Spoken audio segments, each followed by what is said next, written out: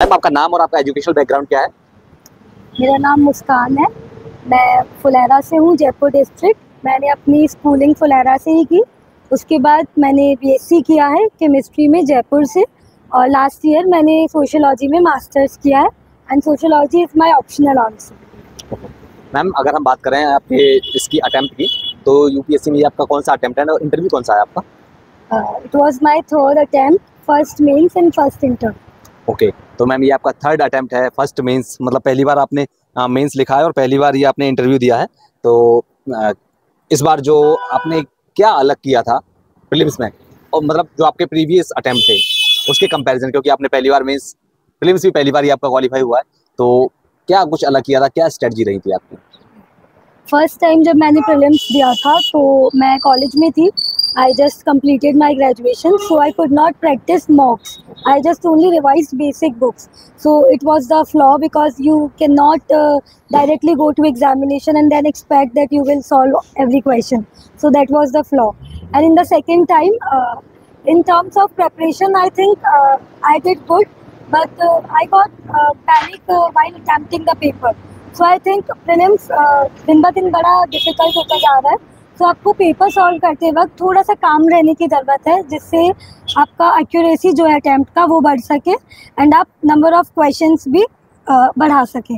तो प्रीलिम्स के लिए ये बेसिक फॉर्मूला रहेगा, कम पढ़िए, प्रैक्टिस ज़्यादा कीजिए। I give around 40-50 marks for prelims, so it worked also, because you get the idea of logical techniques and educated guess while performing mocks, and that really helped in my final day. This year the pattern also got changed in the prelims. Still I could clear because of the much practice of mocks. And for mains, I would say the strategy was same, that read less, revise more and practice more. I have given so many mock tests for mains also, sitting at my home only. For optional also, optional is the key. You should have command of the subject of the optional, the concepts, the syllabus, and also the writing part. Like I have sociology is my optional, so what I focused upon कि जो writing है answer की वो बहुत अच्छा हो, general से थोड़ा अलग हो. That thing would work for mains. You cannot ignore essay and ethics. That is a game changer. And for GS, I followed basic books, but I read lesser content and focused more on writing. So that was my whole strategy. Ma'am क्या कहते हैं, PYQs कितने important हैं और आपने कितने साल के पीवाईक्यूज लगाए थे? I would say for prelims, I did last 10 years previous year question, and for mains also 2013 onwards, when pattern got changed, I practice all PYQs, and it is very important because you get to know about how are the essence of questions that UPSC is asking, because sometimes we find the repeat of exact topic in the mains exam, but the essence of question is different, because of the change of the directive word, that sometimes it is mentioned how, sometimes it is mentioned to what extent, so the whole answer changes, the tone of the answer changes, and this is the key of mains. It doesn't matter how much you revise, how much you read. If you did not address the demand of the question in the examination hall, you cannot score good in mains. So I think I focus more upon PYQs for understanding the question demands and the mindset of the questions that UPSC is asking. So it helps a lot. तो ma'am मेरे जहन में एक और सवाल उठा है prelims के बारे में, क्योंकि प्रीलिम्स ही होता है जो मेन रोड़ा अटकाता है एक्चुअली में। उसके जब प्रीलिम्स क्लियर हो जाता है तो कॉन्फिडेंस भी आ जाता है थोड़ा मेंस लिखने के लिए, और कंटेंट तो होता ही है एस्पिरेंट के पास जब प्रीलिम्स ही क्लियर कर लेते हैं। तो प्रीलिम्स में आपको क्या लगता है कि जो नए स्टूडेंट्स आते हैं उनको क्या स्ट्रेटजी फॉलो करनी चाहिए ताकि उनका प्रीलिम्स ना रुके कम से कम? क्योंकि प्रीलिम्स एक बार निकल जाए तो फिर उनको कॉन्फिडेंस आ जाता है और मेंस अच्छे से वो प्रिपेयर करके दे सकते हैं, कोई इशू नहीं है। तो क्या कहेंगे प्रीलिम्स के बारे में, और थोड़ी आपकी जो स्ट्रेटजी थी और थोड़ा सा स्ट्रेटजी को अपनी को थोड़ा सा सिंप्लीफाई करना चाहेंगे? ये प्रीलिम्स की प्रॉब्लम मैंने भी फेस की है, because I could not qualify last year. मुझे ऐसा लगता है कि प्रीलिम्स के लिए सबसे ज़्यादा ज़रूरी है कि आप प्रीवियस ईयर क्वेश्चंस तो प्रैक्टिस करें, उसके साथ आप बहुत सारे मॉक्स भी प्रैक्टिस करें, बिकॉज प्रीलिम्स के लिए आप जितने ज़्यादा क्वेश्चन सॉल्व करेंगे उतना हेल्प करेगा। और कभी कभी एस्पिरेंट्स क्या करते हैं कि वो सिर्फ पढ़ने पर ध्यान देते हैं कि हम ये भी पढ़ लें, ये मैगजीन भी पढ़ लें। मैंने क्या किया था, मैंने सिर्फ करंट अफेयर्स के लिए एक मैगजीन फॉलो की थी। आप किसी भी कोचिंग इंस्टीट्यूट से ले सकते हैं, और उसको आप मैक्सिमम टाइम रिवाइज कीजिए, बिकॉज तभी आपको एग्जामिनेशन हॉल में याद आएगा कि एग्जैक्ट क्वेश्चन क्या है। और सीसेट को इग्नोर नहीं कीजिए, बिकॉज अभी रिसेंटली 2-3 सालों में लोग जीएस की कट ऑफ क्लियर कर पा रहे हैं बट सीसेट नहीं क्लियर कर पा रहे। तो आई थिंक लास्ट 2-3 मंथ्स में आपको सीसेट को वीकली टेस्ट देना चाहिए, रिवाइज करना चाहिए। प्रीलिम्स के मॉक्स आपको सेक्शनल और एफएलटी दोनों लगाने चाहिए।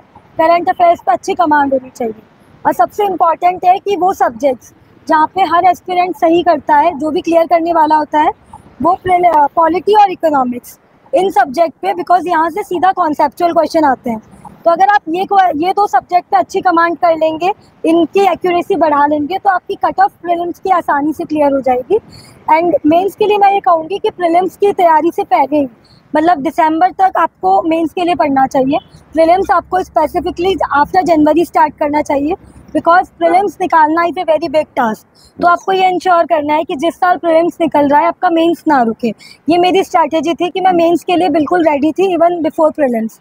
तो मुझे ये था कि अगर प्रीलिम्स इस बार निकल जाता है तो मुझे मेंस नहीं छोड़ना है। तो ये अच्छा है कि आप दोनों को साथ लेकर चलें एंड आफ्टर जनवरी आप कंप्लीट फोकस प्रीलिम्स पे करें, मॉक्स लगाएं और उसको बिल्कुल हल्के में ना लें। करंट अफेयर के लिए, करंट अफेयर में आपने क्या आपकी स्ट्रेटजी की? आपने नोट्स बनाए थे या फिर न्यूज़पेपर से पढ़ा था या फिर आपने मंथली मैगजीन्स जो आती है मार्केट में उन सब से कवर किया था? मैं न्यूज़पेपर डेली पढ़ती थी। जब से मैंने प्रेपरेशन स्टार्ट की है वो हमेशा साथ रहा है, बट मैंने कभी न्यूज़पेपर से नोट्स नहीं बनाए बिकॉज वो मुझे थोड़ा कम फीजिबल लगता था। तो मैंने जो अपना बेसिक सोर्स है वो मंथली मैगजीन को बनाया था, जिससे मैं रिवाइज करती थी at least 4-5 times before every exam. भले ही प्रीलिम्स हो, मेंस हो, रिवीजन 4-5 टाइम्स होना चाहिए और एक ही सोर्स पर आपको स्टिक करना है। आप कोई भी एक कोचिंग इंस्टीट्यूट चूज़ कर लीजिए और उसी पर आप एंड तक स्टिक करिए, बिकॉज कभी क्या होता है कि कोई और हमें कह देता है कि ये मैगजीन ज़्यादा बेटर है तो हम स्विच कर लेते हैं, but that would not help. उससे हमारा सिर्फ माइंड में कन्फ्यूज़न बढ़ता है और क्लैरिटी कम होती है। तो कोई भी एक मैगजीन आप फॉलो कीजिए और न्यूज़पेपर आप डेली रखने का फ़ायदा यह है कि आपको अवेयरनेस रहती है कि आसपास क्या चल रहा है। तो जब आप मैगजीन पढ़ते हैं तो थोड़ा सा आसानी होती है। तो ये मेरी स्ट्रैटेजी। ओके मैम, इसके अलावा जो नोट्स वगैरह होते हैं और इस टाइम जो टेक्नोलॉजी का ज़माना है एक्चुअली में, क्या वो नोट्स बनाने के लिए हेल्पफुल हो सकता है? यूट्यूब, टेलीग्राम या फिर चैट जीपीटी वगैरह, क्योंकि आजकल तो चैट जीपीटी भी बड़े स्केल पर यूज किया जा रहा है, उनका इस्तेमाल किया जा रहा है। तो क्या कहेंगे इस सब चीज़ों के बारे में? एक्चुअली मैं इतना टेक सेवी नहीं थी, मैं अपने होम टाउन से प्रिपेयर कर रही थी तो मुझे इतना आइडिया भी नहीं था। तो मैंने तो सब बुक से मोस्टली प्रिपेयर किया है, हार्ड कॉपी से प्रिपेयर किया है। नोट्स भी मैंने सब पेपर एंड पेन पे ही बनाए। बट हाँ, करंटली ये ट्रेंड है कि आप चैट जीपीटी और जेमिनी जो प्लेटफॉर्म्स है वहाँ पे आप ब्रीफ नोट्स निकाल सकते हैं। Although I myself not followed it for prelims and mains, but interview में उसने मुझे हेल्प किया क्योंकि कुछ क्वेश्चंस के आंसर आपको वहाँ डायरेक्टली मिल जाते हैं। तो यस, आप उसको बेस बना सकते हैं, बट ऐसा नहीं कि आपका जो अंडरलाइंग बेस है बुक से जो बनना चाहिए, न्यूज़पेपर से जो बनना चाहिए, उसको आपको रिप्लेस नहीं करना। वो सिर्फ आपको सप्लीमेंट कर सकता है कि अगर कोई टॉपिक में आपको प्रॉब्लम आ रही है तो आप बेसिक बुक से पढ़ने के बाद उससे आइडिया ले सकते हैं, but don't replace it with books, because books ultimately एक अलग एनलाइटनमेंट आपको देकर जाती है। तो मैं तो बुक्स ही ज़्यादा प्रेफर करूँगी। ओके मैम, मेरा लास्ट सवाल है कि आप क्या एडवाइस करना चाहोगी स्टूडेंट्स को, जो नए स्टूडेंट्स आ रहे हैं और जो इस बार प्रीलिम्स में बैठना चाहेंगे? मैं बोलना चाहूँगी कि इतना एग्ज़ाम का हाइप मत बनाइए, इसको एग्ज़ाम की तरह ट्रीट कीजिए। बिकॉज पहले अपने फर्स्ट अटैम्प्ट पे मैंने भी यही किया था। आई वॉज थिंकिंग कि अगर ये नहीं होगा तो मैं क्या करूँगी। उसकी वजह से मैं एग्ज़ाम हॉल में पैनिक कर गई, बिकॉज मुझे लग रहा था ये नहीं हुआ तो सब खत्म। सो वो थिंकिंग नहीं होनी चाहिए, हमें इसको सिर्फ एग्ज़ाम की तरह लेना है। ये हमारे गोल का सिर्फ एक रास्ता है, हमारा गोल नहीं है। तो जब हम ये सोच लेंगे तो हम काम रहेंगे, तैयारी भी अच्छे से कर पाएंगे। और बेसिक कॉन्सेप्ट्स पे कमांड करना बहुत इंपॉर्टेंट है।